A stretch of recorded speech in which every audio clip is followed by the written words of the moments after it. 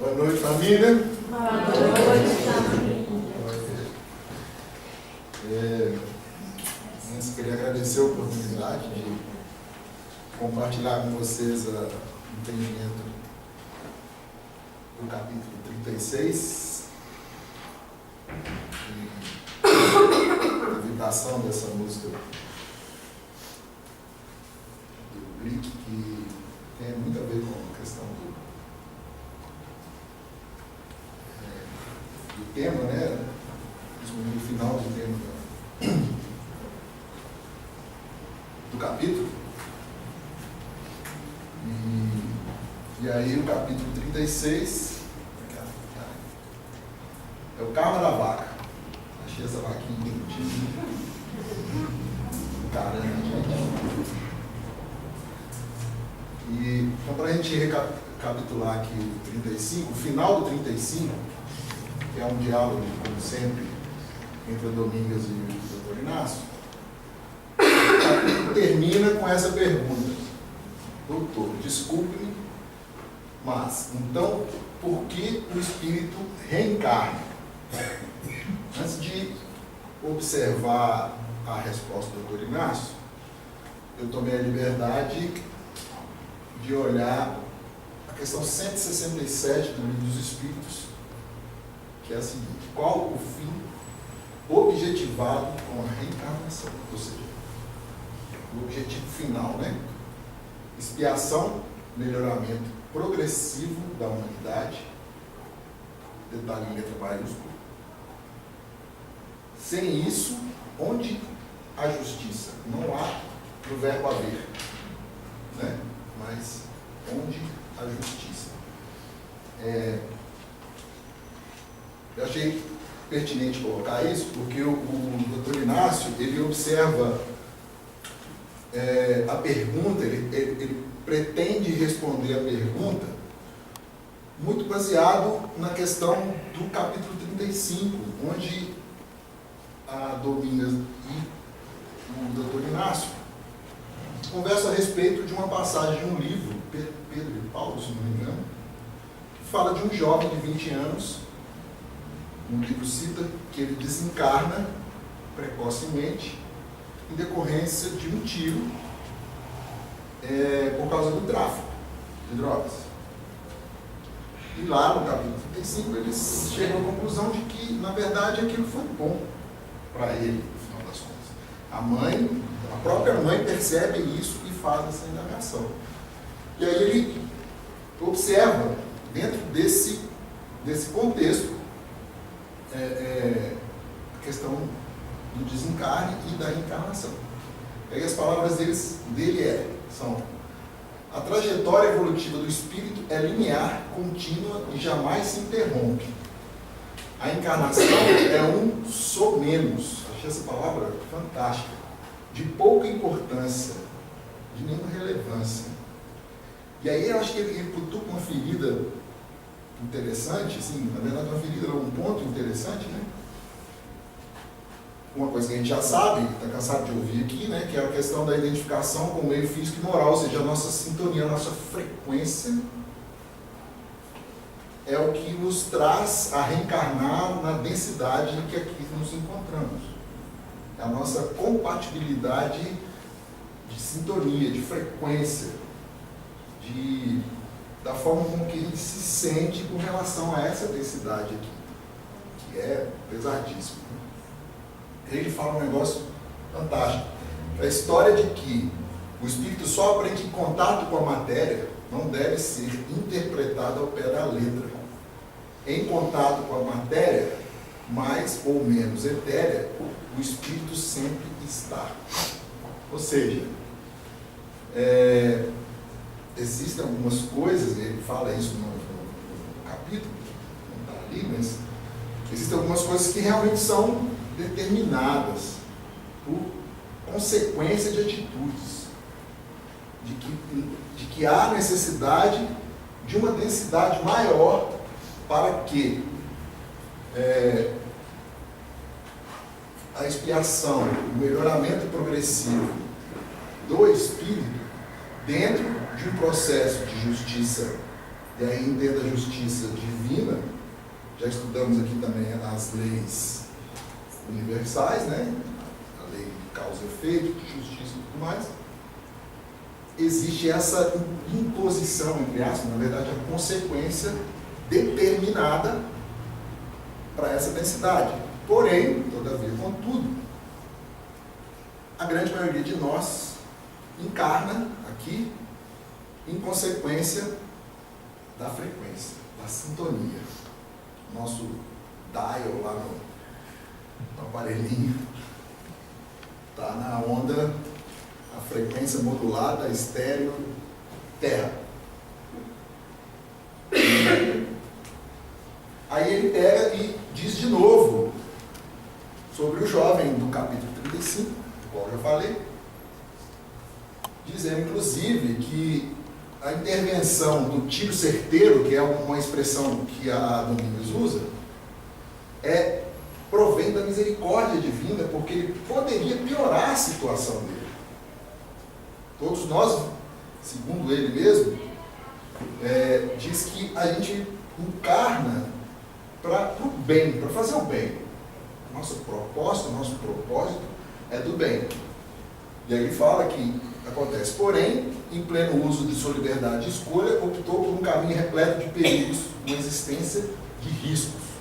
Antes que espiritualmente mais se complicasse, um tiro cortou-lhe o fio da existência. E aí ele, não está aí, ele fala no texto, de que se ele, com 20 anos, já tinha feito, já saído da programação dele completamente, já tinha feito muito mal a várias pessoas, por estar envolvido com tráfico de drogas, assassinato e tudo mais. Imagina ele dentro dessa mesma energia, nessa mesma frequência por mais 40 anos, 60 anos. O quão mal ele faria a ele mesmo primeiro, fazendo mal aos outros. E que a misericórdia divina é tão sábia, é tão justa, que se interfere nesse processo, leva de volta. A Lena, quando ela falou das leis universais, ela falou isso com a gente, que às vezes a gente sai tanto do caminho que é necessário podar para não piorar mais a nossa própria situação, enquanto espírito. E aí ele faz uma reflexão a respeito da questão desse desencarnar precoce, de que a coisa, a engenharia, a engrenagem é tão divina, que até nesse processo que parece negativo, existe uma intenção divina de trazer a reflexão para o espírito do porquê que ele teve que desencarnar antes da hora, dentro dos processos da justiça divina, que não me cabe aqui a observar, porque tem nem como. E aí ele fala do processo de quando a gente desencarna, encarna, vem a questão da infância, né? Que a gente esquece as coisas na infância. Por quê? Porque para a gente sair desse bloqueio energético anterior, dessa redoma frequencial que a gente entrou, que eu entrei, que o rapaz lá entrou. Eu achei essa charge interessante, porque os que estão limpos seriam aqueles que esqueceram, voltaram e se posicionaram na mudança. E o outro que está com a carinha mais de sacana ali, né? Tipo, sacaneiro, guarda, né? Ele manteve a frequência, né? Manteve o estado de continuar naquela vibração. Com certeza desencarna rápido de novo. E o Livro dos Espíritos fala isso claramente, se não me engano, na questão 7, 8, acho, que não há número de encarnações. Encarnando, encarnando, encarnando. Dando uma ponta de faca até mudar, né? E aí o Dr. Inácio pega uma parte do livro, uma pergunta do Livro dos Espíritos, número 73, 8a. Você vê como o tema é complexo, né? Uma pergunta inicial que se dividiu pelo menos em 8 partes, e essa 8ª parte ainda foi dividida em algumas outras partes. A pergunta é: nesses flagelos destruidores, porém, o homem de bem sucumbe com os perversos? Isso é justo? E aí ele pega uma parte da resposta. A resposta é grande, eu fui olhar um livro grande. Vou ler para a gente observar. Durante a vida, o homem relaciona tudo ao seu corpo, mas após a morte pensa de outra maneira e, como já dissemos, a vida no corpo é um quase nada. Um século do vosso mundo é um relâmpago na eternidade. Os sofrimentos, pois, do que chamais alguns meses ou alguns dias, nada são. Apenas um ensinamento que vos servirá no futuro. Os espíritos que pré-existem e sobrevivem a tudo, eis o mundo real. São eles os filhos de Deus. O objeto de sua solicitude, os corpos não são mais que disfarces. Fantástico isso. Sobre os quais aparecem no mundo. Nas grandes calamidades que dizimam os homens, eles aparecem como um grande exército que, durante a guerra, vê os seus uniformes estragados, rotos ou perdidos. O general tem mais cuidado com os soldados do que com suas vestes.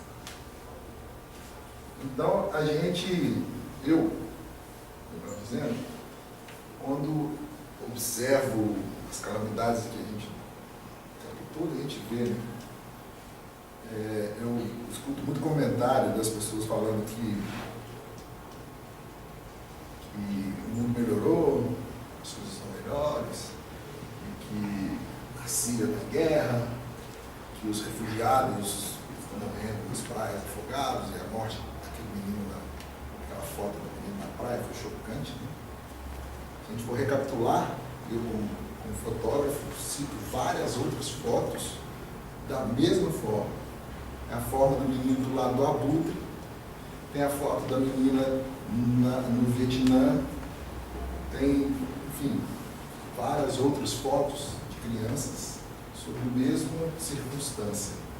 Fotos de meninos em Auschwitz, enfim.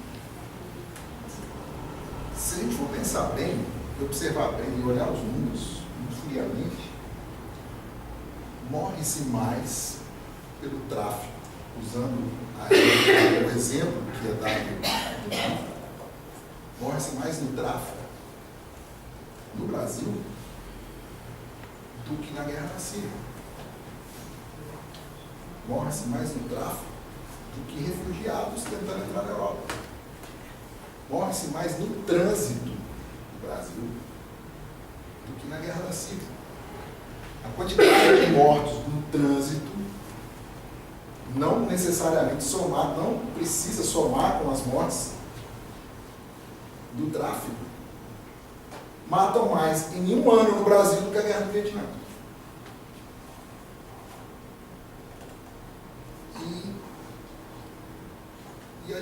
E eu particularmente, eu escuto muito ouvir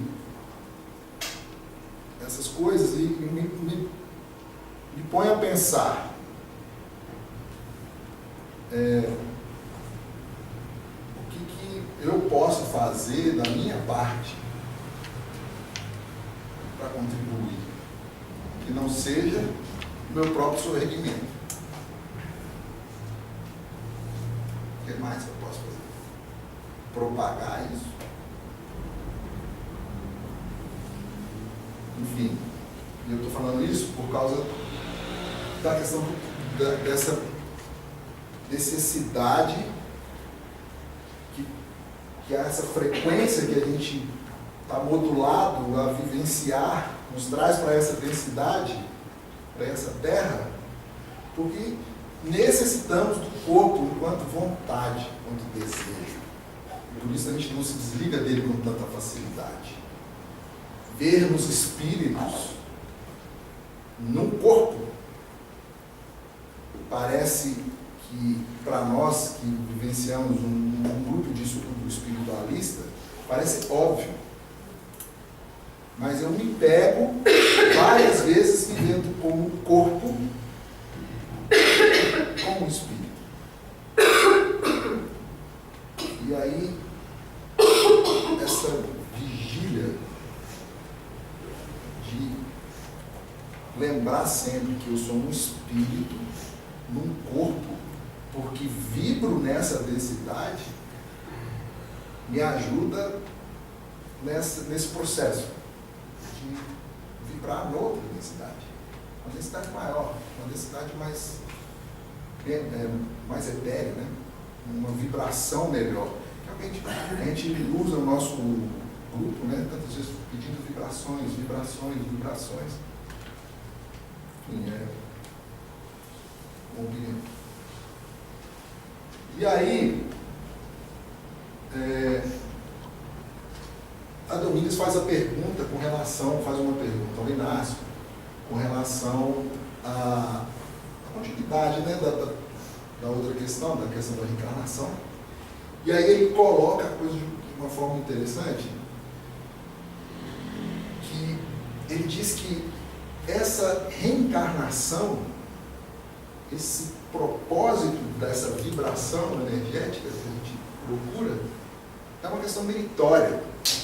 Se a gente não tiver o mérito de encarnar e vivenciar, como a maioria de nós aqui vivencia, a encarnação com saúde, com a oportunidade de poder fazer diferente, é um processo meritório.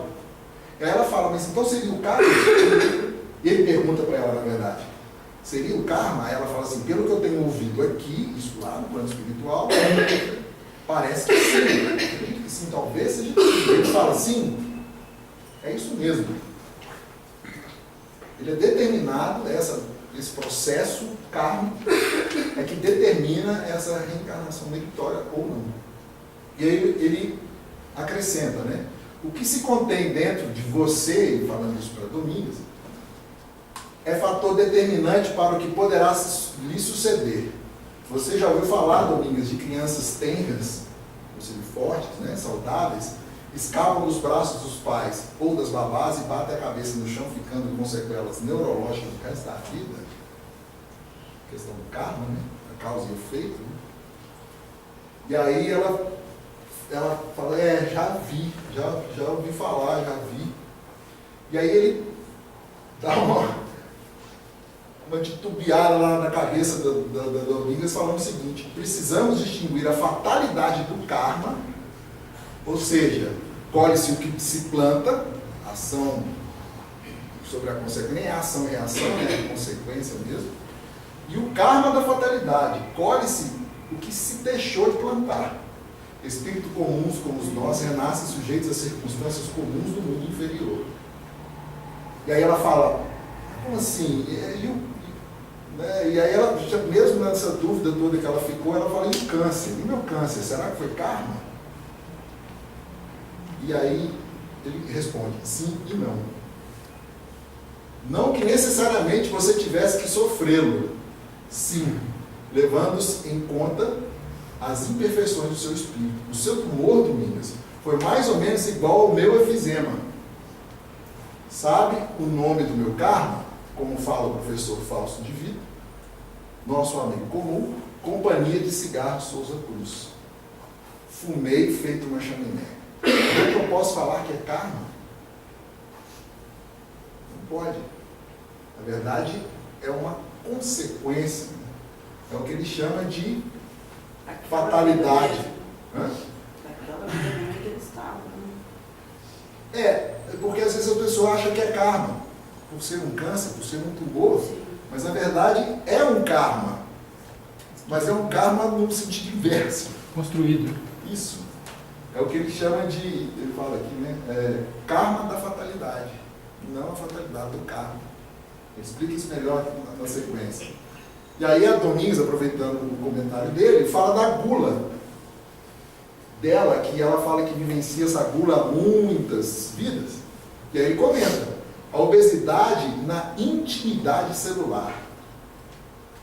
É a célula, não é a obesidade nossa, do corpo, é a obesidade já dentro da célula, dentro do gene.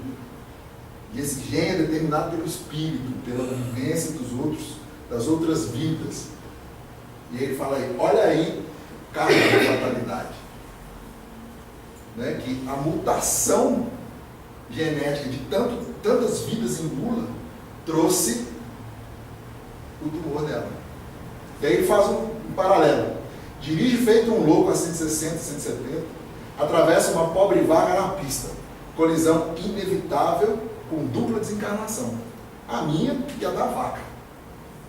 Será a vaca do karma, ou seja, a vaca do karma dele, quer dizer, ela entrou na frente dele porque era o karma dele, bater numa vaca e morrer num acidente de carro. Ou o karma da vaca, a vaca que deveria ter sido atropelada, né? Eu achei essa foto fantástica. Macabra. Gigi, algum fotógrafo pegar um lance desse, chama sorte, muito, que não é assim tão assim. E aí ele fala, o doutor Inácio mesmo responde. Então ele fala assim, mas isso aí é a vaca, atropelar a vaca a 200 km por hora, isso é fatalidade do karma. Ele fala, não. Então, minha filha, é o karma da vaca, é o karma que eu arranjei para mim e que a vaca arranjou para ela. Ele coloca essa coisa dessa forma porque ele sabe, e também nós sabemos, somos todos juntos. Somos uma coisa só. A vaca não é a ausência de nós mesmos. Nem a vaca, nem a formiga. Faz parte. Então ele coloca a vaca dentro do processo nosso de encarnação, de vivência, de frequência, do mundo que estamos. Então, eu achei isso fantástico. E aí, ele com a classe de sempre dele, ele arremata, né?